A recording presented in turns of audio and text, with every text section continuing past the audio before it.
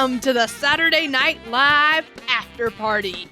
This week, we'll be discussing Season 47, Episode 15 of SNL with host Zoë Kravitz and musical guest Rosalia. I'm Catherine Coleman, and I am joined this week by Steve Finn and Pat Riley. If you'd like to connect with Pat, you can do so at Not Pat Riley. And if you'd like to connect with us, you can do so at snlpodcast.com. Enjoy these selected highlights from this week's discussion. If you'd like to watch our full-length, ad-free sketch-by-sketch review, you can find it exclusively at patreon.com/snlpodcast. It's our supporters that make this show possible, and we are so thankful to everyone who's already come on board. All right, here we go.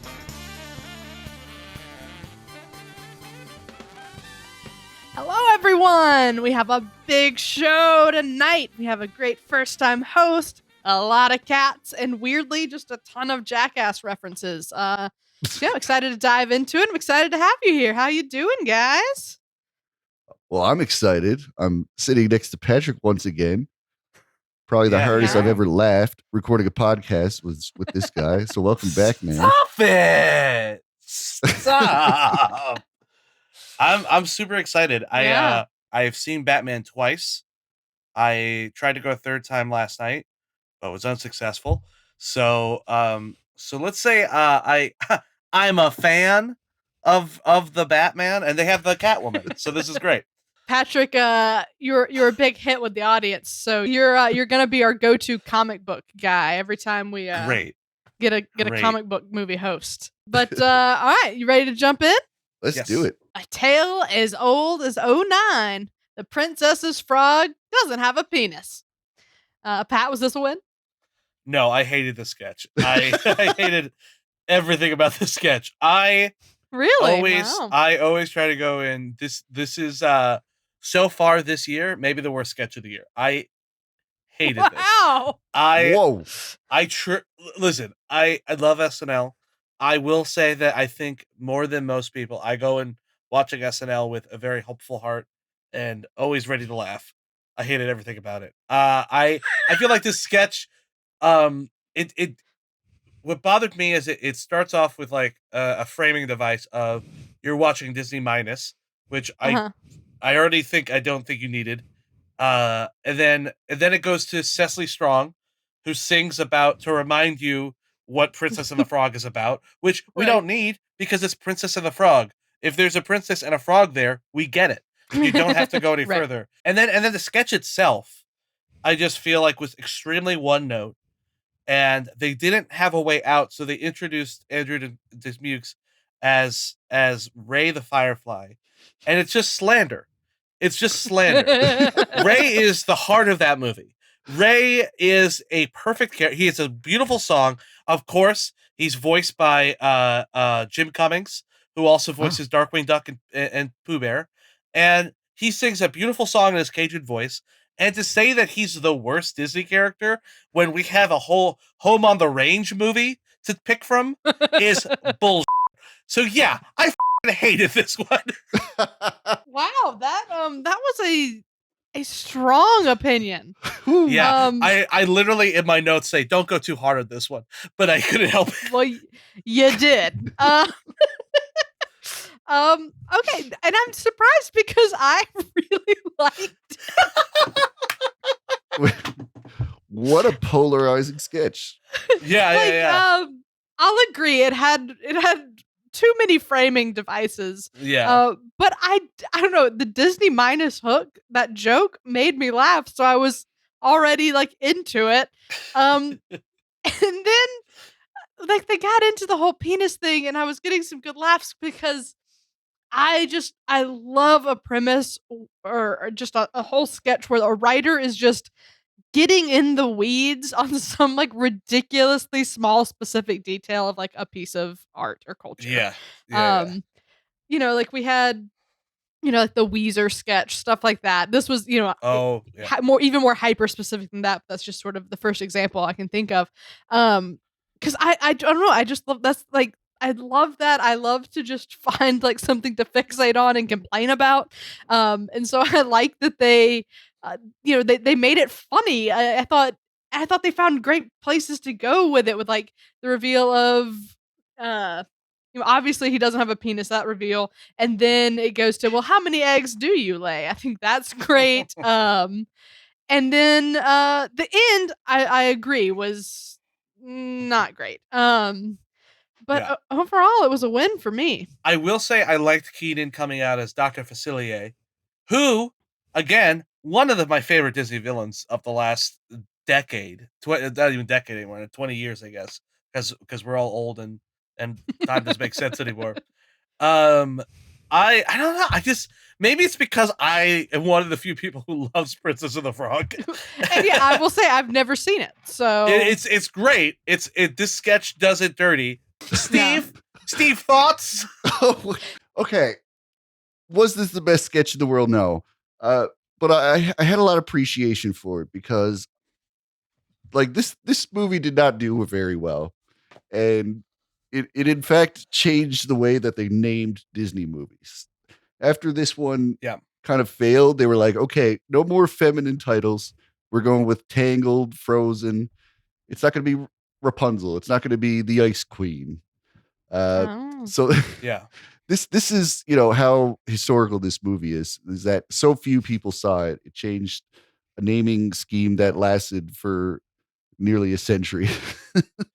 I've always meant to see it, but I've just never gotten around to it. Like, it's the last like traditionally drawn one that they've done.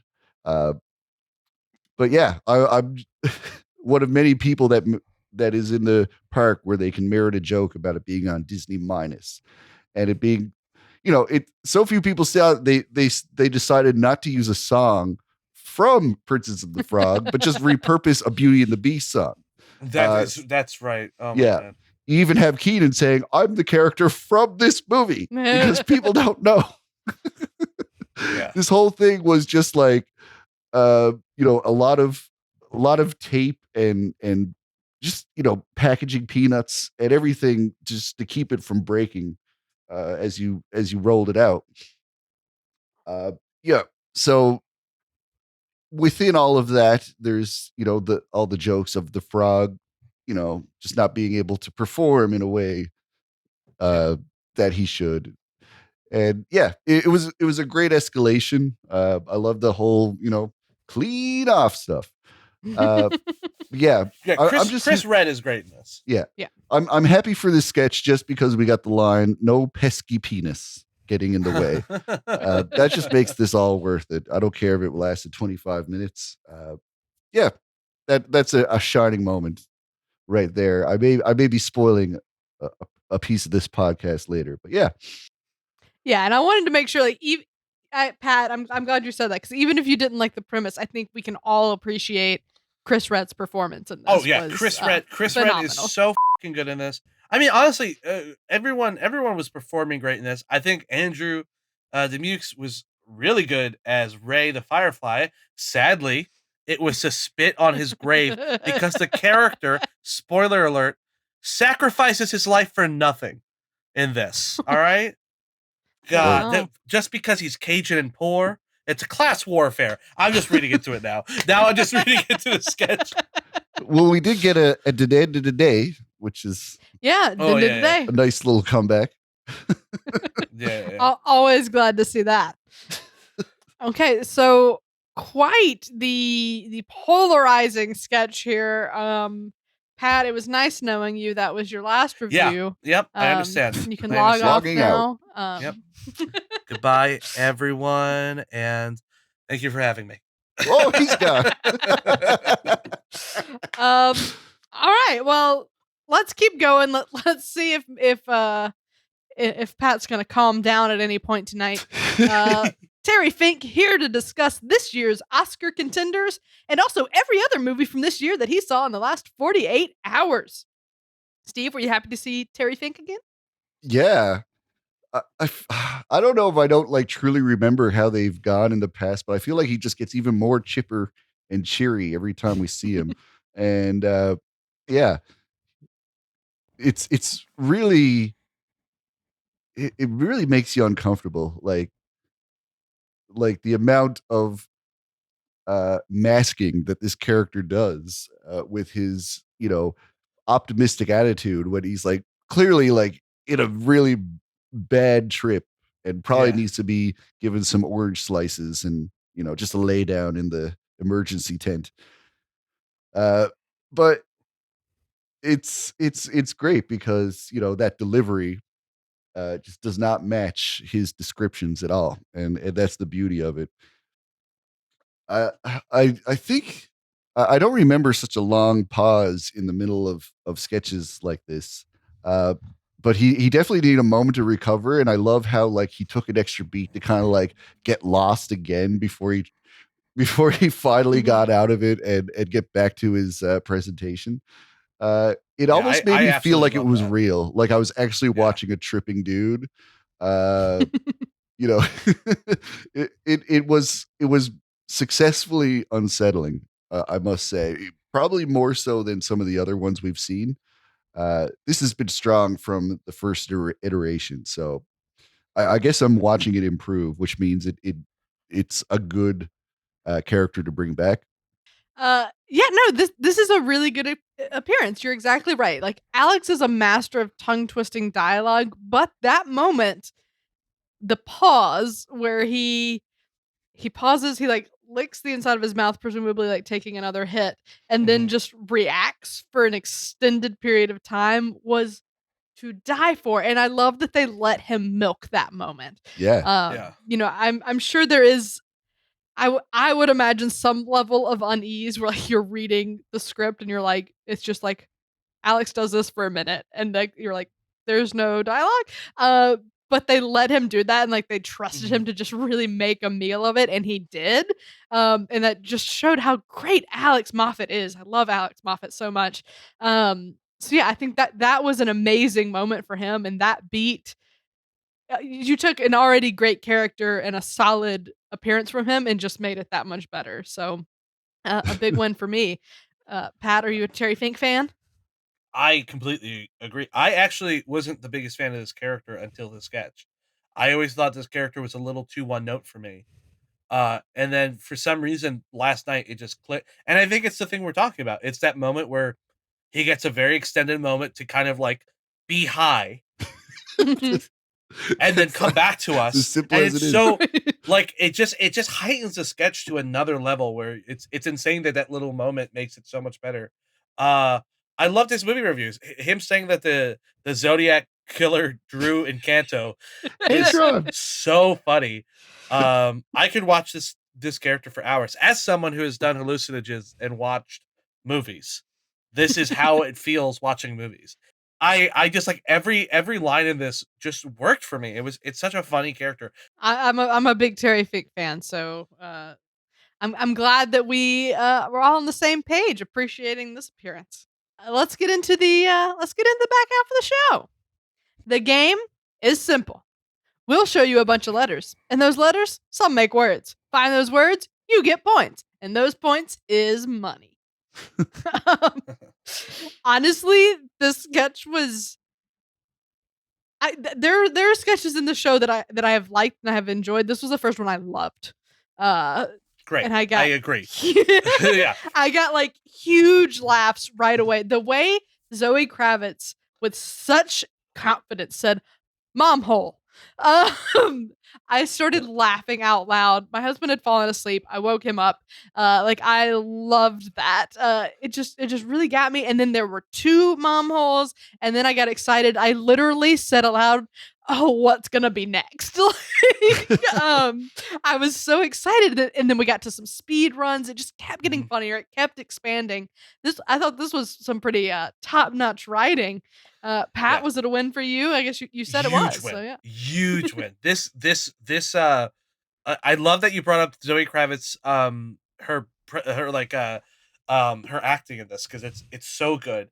Her becoming so indignant by just her repeating "mom hole, mom hole, mom hole, Right. mom hole" was so she says that and gets points. I say mom hole. Oh yeah, she says pothole, and she goes, "Oh, a pothole works, but a mom hole doesn't." The thing that I loved in the sketch, that it was just a little throwaway thing is they kept cutting to the fact that like there was a writer's strike, so the sound woman wrote it, and they cut over to Sarah Sherman and she's doing her classic like Long Island kind of like, "Hey, how are you?" And she's like, "I'm a mom, I got holes." Is that, and then also my favorite line of this sketch is you don't want to think about them, but they got them. It's so great. I could watch 10 of these if they want to do this as a recurring. I love Steve. You just brought up Black Jeopardy. If this becomes a recurring game show, I would be so happy. I would love to see what other kind of dirty words we could find in these things, and then I just the idea that mom hole is such a disgusting word, but also not a word. Right. It's not a real thing, but. This was a huge one for me. I love this sketch. Yeah, tons of fun. Steve, are you going to agree with us, or are you going to be the? Yeah, I'm going. And you know what was working for me is that it felt like a real personality. Like I feel like I've met people like this where they just get an idea in their head and they have trouble letting it go. Yeah, and like they become blind to the explanation of why it's not acceptable. It's like, if you've ever tried to explain a board game to an elderly family member and they're like, I don't get it. I landed on the jail tile. Doesn't that mean I'm in jail? No, you're just visiting, Grandma. And yeah, they made it very crass and, cavalier, but that just created such a, hilarious situation. 100%. So yeah, there's definitely some replay value here, Patrick. Yeah. Oh, and I feel like that you could do this. Every host could just do a mom hole kind of sketch. And also good for them understanding the market. All right. I would say Zoë Kravitz is one of our bisexual queens, and to have her say so many horny things on air, well, you just fed us for years. Like I feel. I was texting my friend who was also watching it, and we're both of the persuasion over there, and we were just texting like this day. Like, I can't believe they're letting her say so many dirty words. They know what TikTok's gonna do to this. Like, it's gonna get gross. Like, this is gonna get gross online. It's gonna be a bunch of 14-year-olds came to their own last night watching this sketch. That is what happened. Look, we've got a modern woman on our hands. A modern woman. I'm about to say, us buys. We got Zoë Kravitz saying all of that, and we have the modern woman joke, and then good year. Kate McKinnon in the leather. Like this was an episode.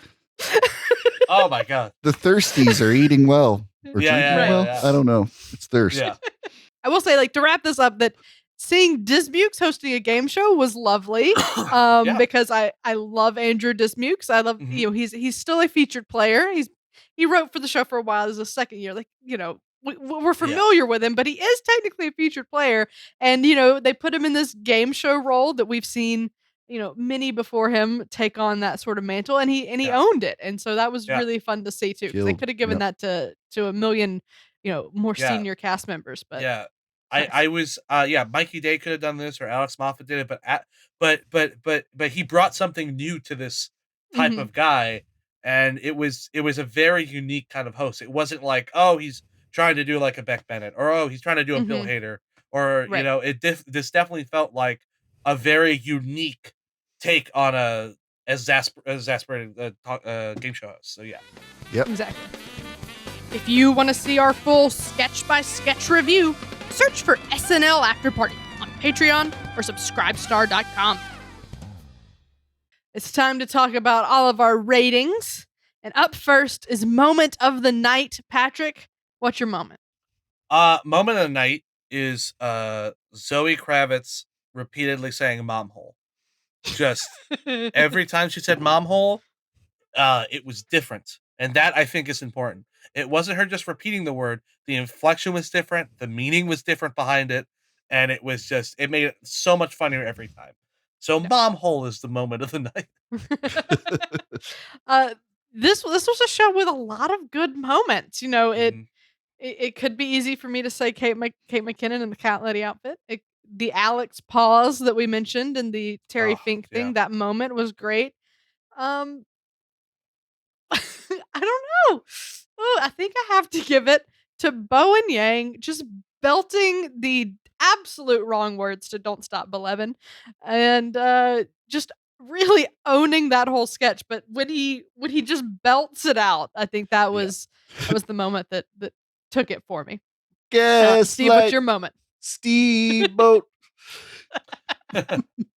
I was gonna give it to the fast forwarding performance from Keenan. Yeah, that's a good But then I decided not to, because the real king of that gag is Reggie Watts. If you've ever seen Reggie Watts do that in any of his performances, he's got that. That belongs to him.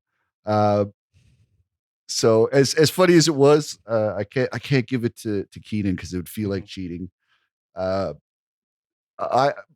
gonna probably give it to Pesky Penis. Chris Redd, he's responsible for a lot of moments. I've come to realize, at least for what I picked. Let's talk about our best sketch. Patrick, what's it going to? I think I'm gonna give it to the Please Don't Destroy. I really love that Please Don't Destroy sketch. It is, I mean, like, I've watched it 3 times now. It's and I can't wait to watch it again, just because there's just so much going on in it. So I'm gonna give it to Please Don't Destroy again. I think I gave it to him last time, maybe, but I love those guys. They're fantastic. Fun sketch. Fair enough. Yeah, fair enough. I think for me, it is far and away Word Crunch. That one just killed me. I loved it so much. My runner-up would be Don't Stop Believin', but at the end of the day, I think Word Crunch is just, I can send that to 10 friends and they're all gonna love it, and I'm excited to share it with them because it's so funny. So yeah, Mom Hole. Yeah. Steve, what's your best sketch? It's hard to say. I think I'll give it to the pre-tape from Please Don't Destroy. It was probably the most fun to be had for the night. I think they, as great as Zoe might be, I feel like she needed some extra coaxing for performances on a comedic basis. So that seemed to shine through better in the pre-tapes, because they could do multiple tries at it, give some direction. And I think this is where Zoe was most enjoyable. And I think this is just up there with some of the best Please Don't Destroy sketches. Let's talk about MVP. Pat, whose is it? It's hard. This one was really hard. It came down to 2 people who I feel like nailed it. I'm gonna give it to Bowen Yang for 2 of the strongest performances of the night. The plunger nipple was amazing, fantastic. But the Don't Stop Believin' sketch at the end just cemented why he's such a great performer. Like, he's so incredible. So I'm gonna give it to Bowen. I almost gave it to someone else. I'm gonna see if anyone else mentions them. So I'm not gonna say it, but but Bowen killed it. I'm going to give it. Bowen's a good choice, but I'm going to give it to Chris Redd. I think he killed it as that frog. Whether you like the sketch or not, he brought something to it. He has just that cool confidence while being such a moron. He does that so well. We had that sketch earlier this season. It was like a car heist. And that was exactly what he did. He was totally confident. He did not know how to drive a stick shift. Yep. And I think that he just plays that so perfectly. And then I think he was great in the Amazon ad. And then he was also just all over the place. He was in so much, even if he wasn't, getting the big laugh in a sketch, even if he was playing more of a voice of reason, he was everywhere. And then he was really owning those moments that were his. So Chris Redd's it for me. Steve, where are you going? I literally had in another tab on my browser the Google feature, flip a coin. You can just Google flip a coin and it brings up like a picture of a coin you can flip, because I literally could not decide between Chris Redd and Bowen Yang. So there you go. Now you've represented both. We haven't helped you. Well, it frees me up because I'm going to say, great, they got their accolades from the other two yahoos doing this podcast with me. Mhm. So I'm just going to go with Andrew now and give it to Yeah. Andrew Dismukes Fair enough, because fair enough. he, Yeah.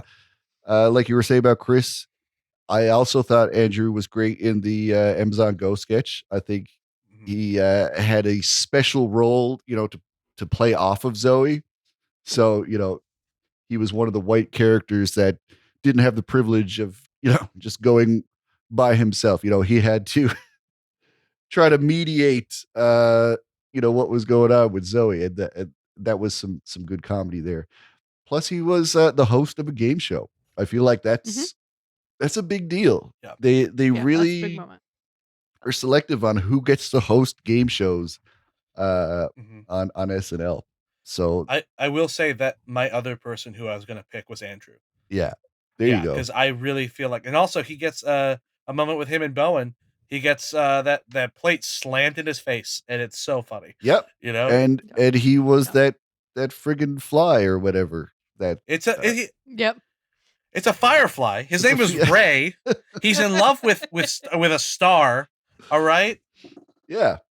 Evangeline is her name. The Star, a movie I've seen too many times. I'm realizing more than once is too many times, and I've seen it at least twice. Right. So, Fair enough. You know what I like about this? I feel like we've all picked 3 different people, but I think we could all collectively agree that these are the top 3 of the night.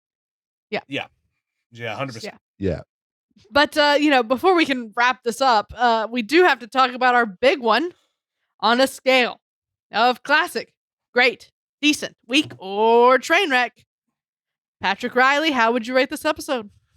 I'll rate it on the higher end of weak. I would say lower decent, higher weak. Weak plus. Weak plus. I'll put it weak plus, decent minus. How's that? Fair Yeah. I mean, like, again, I feel like this sketch, to the exception of the word crunch, I don't think there's anything new this week that I can't wait to see more of. The returning characters were good, but other than Terry Fink, I don't think they really broke the mold. But yeah, other than the word crunch, I felt like the rest of the week was fine. It wasn't a bad week at all. Like, it's some very funny sketches, but like nothing that's gonna like outlive the show outside of word crunch. Mhm. Again, word crunch, masterpiece. Is a sketch I'll be going back to for the rest of my life. But Mhm. but yeah. Yeah, I'm gonna go decent. I'll be a little generous with it. I think there were some things that I really liked. There were a lot of things that were middle of the road for me. A few things that just weren't for me. Musical guest that was a miss. Mhm. One of the update features that was a miss. So I definitely can't go great, but there was enough that I liked and enough that you guys gave me an appreciation for. And I do think it makes it to decent. I think it has a little bit of something for everybody. I think it had some high highs. So decent for me. Steve, where'd you land?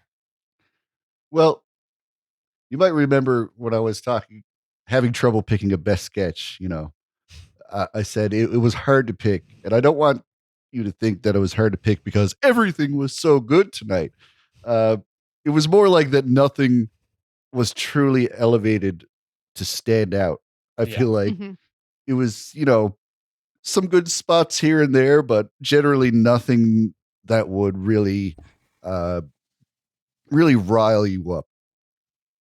And yeah, I was feeling like I was going to come into this giving it a weak rating, and maybe I thought maybe I'm being too harsh, but then I guess Patrick went for it, and I was going to say, if I went with weak, it would be the higher end of weak, Yeah. and yeah, I think that is fair. I would not be respecting the rating system if I get generous with this. We need a reality check here. We need to set a bar somewhere. I think this is an episode that is where it lands for week. So it's a Mhm. week. Those are 2 different words spelled differently. Um, but yeah, that's got to happen. Okay, so a weak to decent episode. I'm glad that we all loved word crunch. I'm glad that we all appreciate Bowen and Chris and Andrew. This was a really fun chat, guys. Thanks for being here. Yeah. Oh, a Thank you for pleasure having as me. always. Yeah. Thank you, Of Patrick. course. Hey, Steve. Hey, Steve. Thank you. Huh? Thank you, Steve. Look at us. Look at Look at us. us. Look at us. Who would have thought? Look at Who would have us. thought? We're just in heaven. And you know what? I'll throw out one. Thank you, Catherine. Thank you, Catherine, for having me back. I really enjoyed it. Even Catherine gets a thank you. Thank you, Patrick, for coming back, and thank you, Steve, for being here. Yeah. Wow.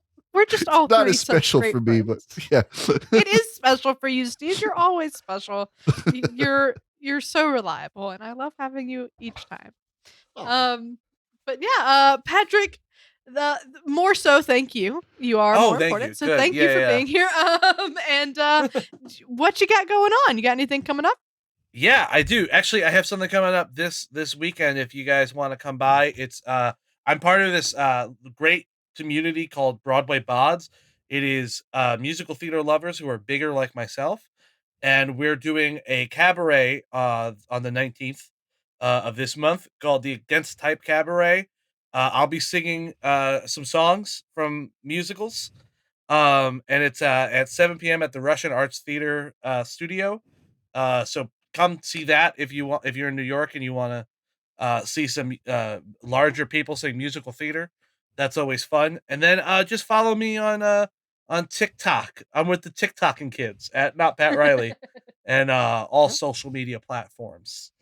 Yeah, that sounds like a fun show. That sounds like a good time. Yeah, it's really interesting. It's so they I could not perform with them in the fall because I was not available that week.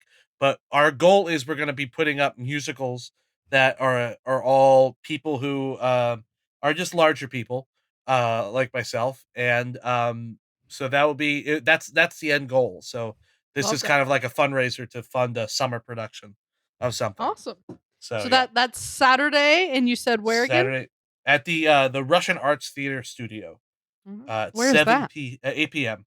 It is on 84th Street, I think, on one of the sides, either east or west. I'm not 100% sure. I love that. That's by you. For me because I'm on 88. Yeah, exactly. You're right by it. I thought about that when I was. No excuse. Yeah, you have none. What are you doing on Saturday? Watch no one's hosting this week, so no you one's have hosting. So you have no reason to stay home.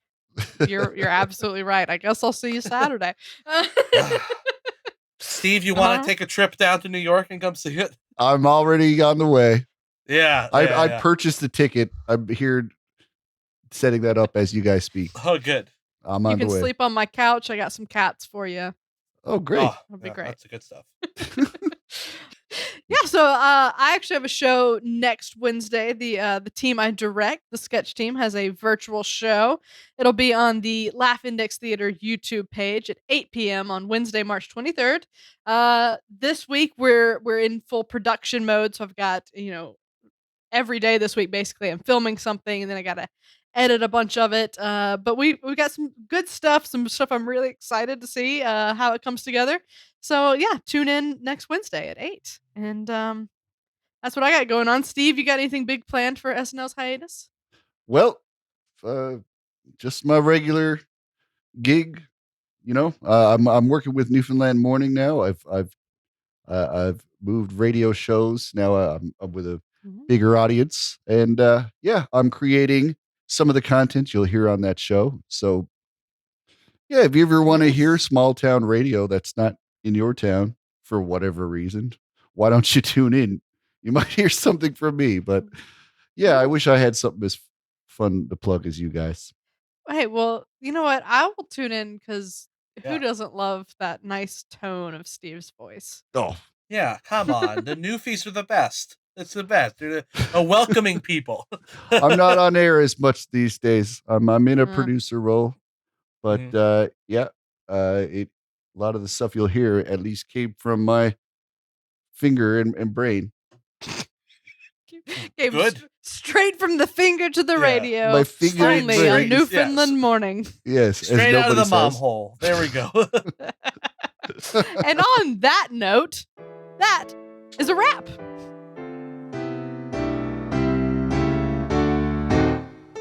Thanks to Pat Riley and Steve Finn. And thanks as well to our most generous patrons, Neil Weinstein, Justin Gardner, Grace Kogan, and Brian Clark. If you're enjoying our show, please subscribe on YouTube or wherever better podcasts can be found. Your subscription helps us grow, and your support is greatly appreciated. We'll be back in a few weeks when SNL returns, but until then, this has been episode number 156 of the Saturday Night Live Afterparty podcast. I'm Catherine Coleman. That's my story, and I'm sticking to it.